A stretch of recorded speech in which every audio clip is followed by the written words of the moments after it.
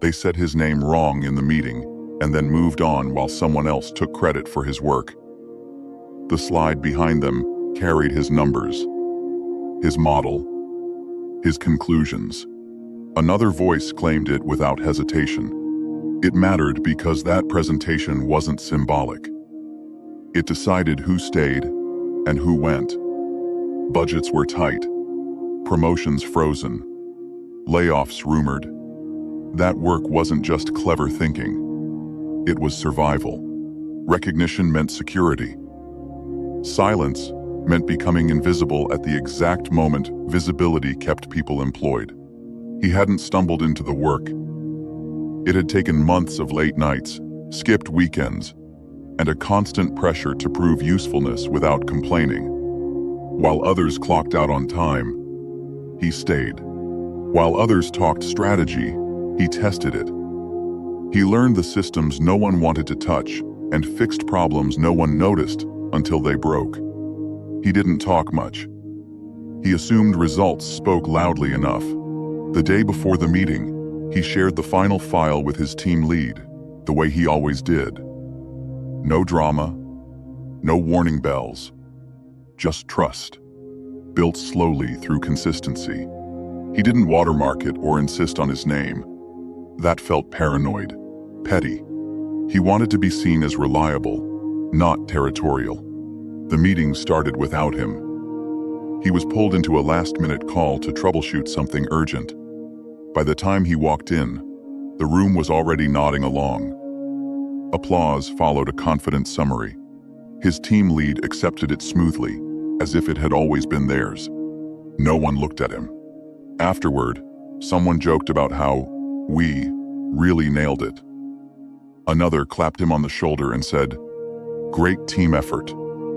The words landed wrong. Heavy, misaligned with reality. He considered speaking up. The morally right option was clear. Correct the record. Calmly state the facts. Risk being labeled difficult, insecure, or disloyal. Risk turning one meeting into a permanent mark against him. The safer option was silence. Let it slide. Keep the peace. Keep his job.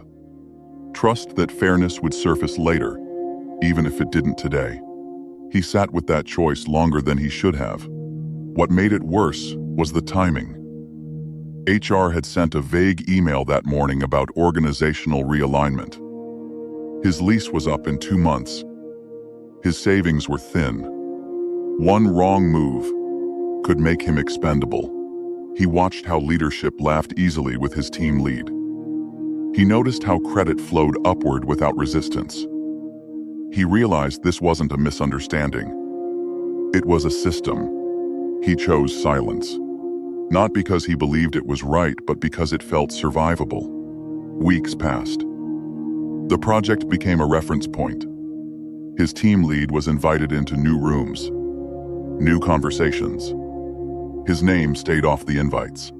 Each time the work was mentioned without him, it became harder to remember when he had last spoken in a meeting at all.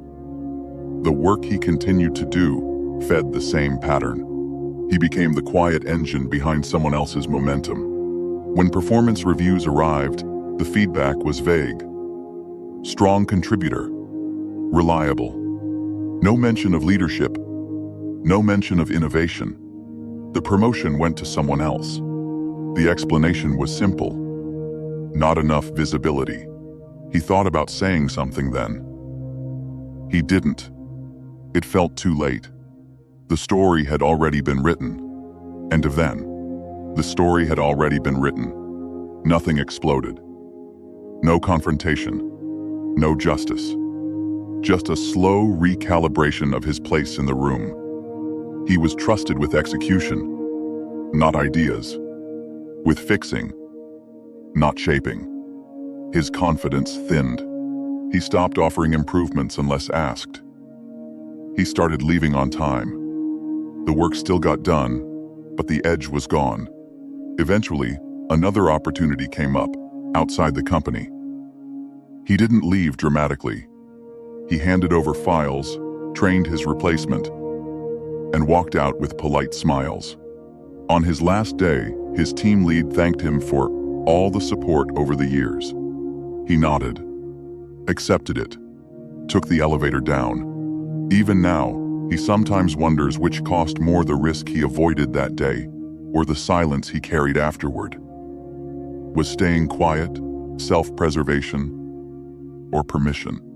And if you were standing in that room, watching your work walk away under someone else's name, would you have stayed silent?